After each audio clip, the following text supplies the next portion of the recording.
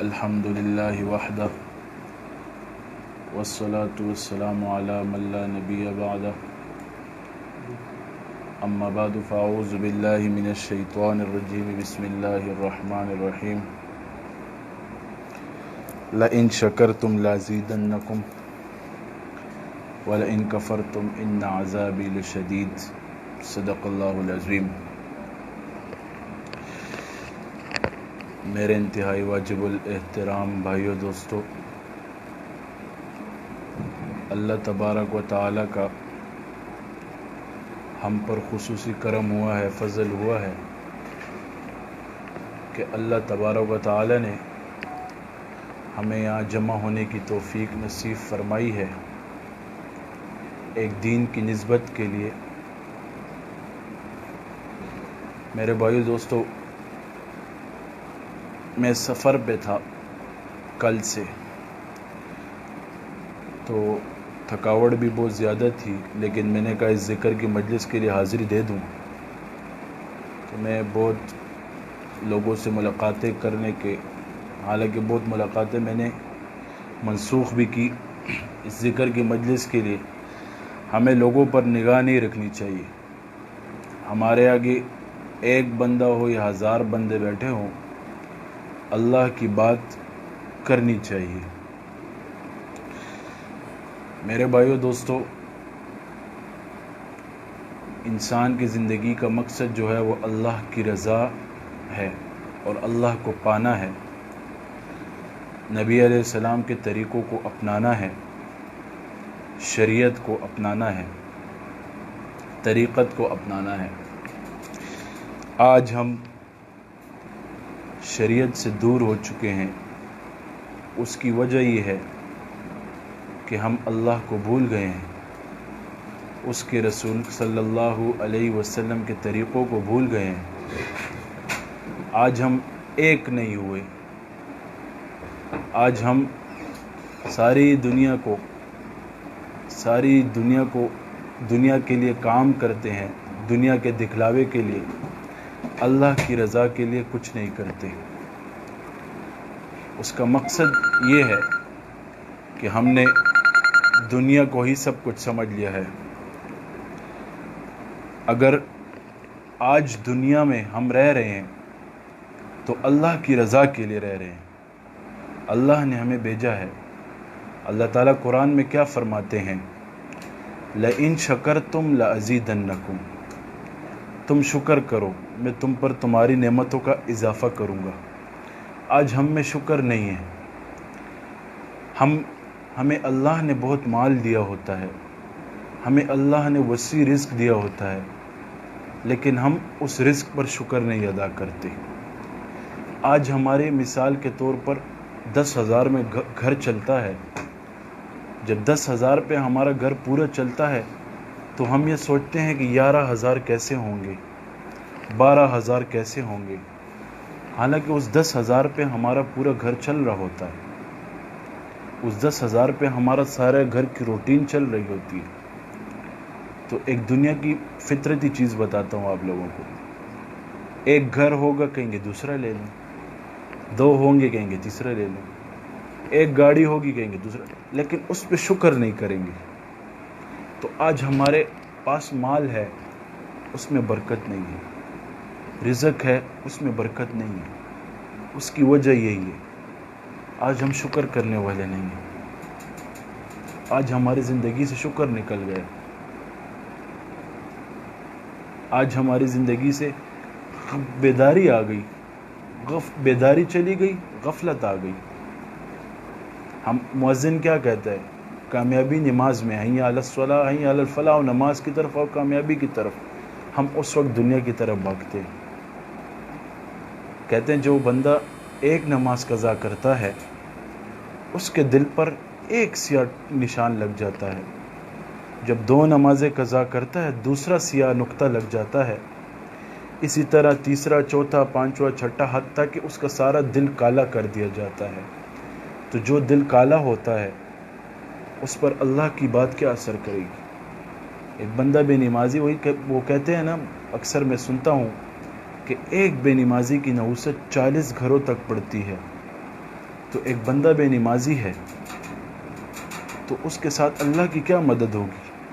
لیکن اللہ تبارک و تعالیٰ کا ہم پر اتنا احسان ہے، اتنا کرم ہے، ہمیں کبھی بھوکا نہیں سلاتا۔ جب بچہ غلطی کرتا ہے باپ اسے مارتا ہے، جب بچہ ماں کے ساتھ بدتمیزی کرتا ہے تو ماں اس کو ڈانٹتی ہے، مارتی ہے، کھانا اس پہ بند کرتی ہے سزا کے طور پر۔ لیکن اللہ تبارک و تعالیٰ نے آج تک ہم پہ سزا کے طور پہ کبھی کھانا نہیں بند کیا۔ آج اللہ نے ہم پہ کبھی رزق نہیں بند کی۔ کتنا بڑا احکام ہے، کتنی بڑی بات ہے، آج ہم اس کو بھول گئے ہیں۔ آج جب ہم پہ غم آتا ہے تو ہم اللہ کو یاد کرتے ہیں، جب خوشی آتی ہے اللہ کو بھول جاتے ہیں۔ شادی کے دن نزدیک آتے ہیں، باپ کے پسینے چھوٹ رہے ہوتے ہیں، بھائی کے پسینے چھوٹ رہے ہوتے ہیں، یا اللہ مجھے مال لے، یا اللہ مجھے میرے بیٹے کی شادی، دعاؤں پہ شروع ہوتے ہیں۔ جب مال مل جاتا ہے اس کو خرافات میں لگاتے ہیں، اس کو ڈنگ ڈنگ میں لگاتے ہیں۔ کہتے ہیں اللہ تعالیٰ فرماتے ہیں خوشی کے وقت مجھے یاد کرو، میں تم پر غم نہیں لاؤں گا۔ اور پھر ایک حدیث شریف میں آتا ہے الدنیا سجن المؤمن و جنت الکافر۔ دنیا مفہوم ایسے اس حدیث کا، دنیا کافر کے لیے جنت ہے، ہمارے لیے قید خانہ ہے مسلمانوں کے لیے۔ آج ہم نے دنیا سے مذاق بنایا ہوا ہے، ہم نے دنیا سے جنت بنائی ہوئی ہے، ہم کفار کے طریقوں پر چل رہے ہیں۔ جو سنت کا مذاق اڑاتے ہیں ہم ان کے پیچھے چلتے ہیں، جو رسول اللہ صلی اللہ علیہ وسلم کی شریعت کا مذاق اڑاتے ہیں ہم ان کے پیچھے چلتے ہیں۔ ہم قیامت کے دن اپنے نبی کو کیا منہ دکھائیں گے؟ ہمارے بچے کی تھوڑی سی داڑھی آتی ہے، ماں باپ اس کو کہتے ہیں داڑھی کاٹو، تم داڑھی میں یہ لگ رہے ہو، تم داڑھی میں وہ لگ رہے ہو۔ آج شریعت کہاں گئی؟ غیروں پہ ہم اتنا اعتماد کرتے ہیں، غیروں سے ہم اتنا متاثر ہیں، اللہ ہم سے بھول گیا، اس کے رسول اللہ صلی اللہ علیہ وسلم کے طریقے ہم سے بھول گئے، سب کچھ ہم سے بھول گیا۔ اخلاقیات بھی ایک نام کی چیز ہے، آج ہم سے اخلاق بھول گیا، سب کچھ ہم سے بھول گیا۔ صحابہ فرماتے تھے ہمارے جیسے اخلاق اختیار کرو، کفار کو کہتے تھے۔ آج ہم کسی کو کہہ سکتے ہیں ہمارے جیسے اخلاق اختیار کرو؟ ہمارے اخلاق تو ایسا ہے جو ہمیں سچ بات کر دیتا ہے تو ہم پہ بری لگتی ہے، کڑوی لگتی ہے، جو ہمیں جھوٹ بولتا رہتا ہے، ہمارے خوشامدیاں کرتا رہتا ہے، وہ باتیں ہمیں اچھی لگتی ہیں۔ جو بندہ اپنے خوشامدی پر خوش ہوتا ہے، یعنی لوگ مجھے واہ واہ کریں، تو ایسے بندے پہ کیا؟ اللہ کی نظر میں خود کو اچھا بنا لو۔ دنیا والے جیسے بھی بولیں یہ دعا کیا کرو، یا اللہ تیری نظر میں میں اچھا ہو جاؤں، یا اللہ ایسے مجھے بنا دے کہ تجھے پسند آ جاؤں۔ دنیا والے ایک حال میں بھی خوش نہیں رہتے۔ ایک بادشاہ کا واقعہ آپ لوگوں کو سناتا ہوں۔ ایک بادشاہ تھا، اس نے اپنے بیٹے کو ولیمہ دیا۔ ولیمہ میں اس نے دنیا کے ہر قسم کی خوراک رکھی، ہر قسم کی۔ جاتے وقت ہزار روپے کے لفافے میں نوٹ پیک کر کے وہ بھی دیے۔ تو بادشاہ نے اس نیت سے وہ ولیمہ دیا تھا کہ یہ ولیمہ سب سے بڑا ہوگا، اور ایسے ولیمہ کسی نے نہیں دیا ہوگا، سب شکر ادا کر کے جائیں گے۔ جب لوگ باہر نکلے تو بادشاہ نے ایک بندہ مقرر کیا ہوا تھا کہ لوگوں کے تاثرات آپ لیں۔ تو ایک لڑکا باہر کھڑا تھا، وہ جب ولیمہ کھا کے نکلا اس نے ایسے ہی کہا کیسا تھا ولیمہ؟ کہتا ہے یار بادشاہ کو خدا کیا کہے، کہتا ہے 1000 روپے دیے، چاہیے اس کو 2000 روپے دے، کوئی کمی تو نہیں آتی تھی۔ تو بادشاہ نے یہی کہا کہ یار یہ لوگ کسی سے خوش نہیں ہو سکتے۔ تو ایسی دنیا پہ کیا کرنا ہے؟ جس میں اللہ کی ناراضگی ہے وہ کام مت کرو، جس میں رسول اللہ صلی اللہ علیہ وسلم کی ناراضگی ہے وہ کام مت کرو۔ یہ یاد رکھو، آپ لوگوں کبھی سیدھا راستہ نہیں پاؤ گے۔ اگر آپ لوگوں نے اللہ کی ناراضگی کو کامیابی سمجھا، آپ لوگ غرق ہو گے۔ جس چیز میں آپ سمجھتے ہو کہ دنیا ناراض ہے، ہو رہی ہے، اللہ راضی ہے، مجھے دنیا نہیں چاہیے، مجھے اللہ چاہیے، مجھے دنیا سے کیا مطلب، مجھے دنیا سے کیا دینا ہے، مجھے اللہ کی رضا چاہیے۔ اللہ تعالیٰ فرماتے ہیں کہ تم نماز پڑھو. دنیا تم سے خفا ہوتی ہے نماز نہ پڑھنے پہ, تم پڑھو. اللہ تعالیٰ فرماتے تم ذکر کرو, تم ذکر کرو, دنیا کو مت دیکھو, قرآن پڑھو. آج ہماری نحوست کیا ہے ہم پہ, میں آپ کو بتاتا ہوں. موسیقی سے ہمارے دل روتے ہیں, ہماری آنکھوں میں آنسو آتے ہیں گانے سننے سے. گانے سننے سے ہماری آنکھوں میں آنسو آتے ہیں. قرآن سننے پہ ہم مجبور ہوتے ہیں, پھر قرآن ہم سنتے ہیں, ہم بور ہوتے ہیں. قرآن ہمیں نہیں رلاتا, یہ گانے ہمیں رلاتے ہیں, یہ فضول کی عیاشیاں ہمیں رلاتی ہیں. ہم دنیا میں کہاں آ گئے ہیں؟ اس دنیا میں تو ہم امتحان کے لیے آئے تھے. اس دنیا میں ہم کس لیے آئے تھے؟ امتحان کے لیے آئے تھے. ہم آج کیا کر رہے ہیں؟ سچے دل سے توبہ کرنے والے بنو, اللہ کو پانے والا بنو. بس اللہ کو پانا ہے میں نے, مخلوق سے کوئی تمنا رکھو. جو آپ کا کام ہے آپ وہ کرو, اللہ کا جو کام ہے اللہ وہ کریں گے. اللہ سے مانگنے والا بنو, ذریعہ اختیار کرو. مثال کے طور پر عصمت بھائی کے پاس میرے کوئی پیسے ضرورت ہیں, تو میں اس کے پاس جاؤں گا, یار مجھے پیسے دو, بھلے اس کے پاس ہوں. یہ مجھے کہ نہیں ہے میرے پاس, بس میں نکل کے آ گیا. ابھی اللہ سے بھی, اللہ میں نے تو نے بولا وسیلہ اختیار کرو, میں نے وسیلہ اختیار کر لیا, ابھی تو نے دینا ہے مجھے. اللہ سے مانگنے والا تو بنو. صحابہ کیا کرتے تھے؟ مشکلات آتی تھی اللہ سے مانگتے تھے. آج ہم دنیا پہ نظریں رکھتے ہیں, آج ہم دنیا پہ نظر رکھتے ہیں. فلاں MP یہ کرے گا, فلاں MNA یہ کرے گا, فلاں میرے خاندان کا بڑا امیر بندہ ہے وہ یہ کرے گا. اللہ کہاں گیا؟ اللہ سے تو خود کو قبول کروا. آج میں اسلام آباد میں تبلیغی مرکز میں تھا, تو ادھر مجھے ایک تبلیغی صاحب نے ایک واقعہ سنایا. کہتا ہے سن 90 کی بات کرتا ہوں, ایک عالم تھا, اس کی تنخواہ 500 روپے تھی. کتنے روپے تھی؟ 500 روپے.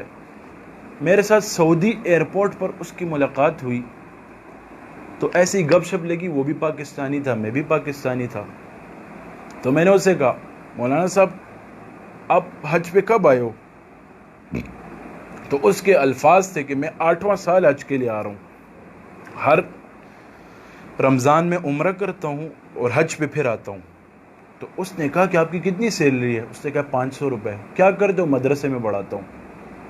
تو اس نے پوچھا کہ آپ کا راز کیا ہے آنے کا؟ آپ کو کوئی ملک بیچتا ہے, آپ کو کوئی خان بیچتا ہے, آپ کو چودھری بیچتا ہے, وڈیرا بیچتا ہے پیسے دے کر؟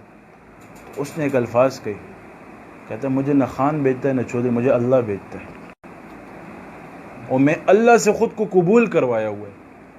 کہتے ہیں پورا سال میں درود شریف بہت پڑھتا ہوں. ایک بات سنو صاحب, درود شریف کثرت سے پڑھو. ایک صحابی نبی علیہ السلام کے پاس آئے مفہوم سے, کہتے ہیں میں کیا کروں کہ میرا رزق میں تنگی نہ آئے. نبی علیہ السلام نے فرمایا کہ درود شریف زیادہ پڑھو. تو درود شریف نبی علیہ السلام پہ پڑھو اور زیادہ بخشوایا کرو, ان کو تحفتاً ہدیتاً ان تک پہنچایا کرو. تو اس مولانا صاحب نے پھر ایک اور بات فرمائی.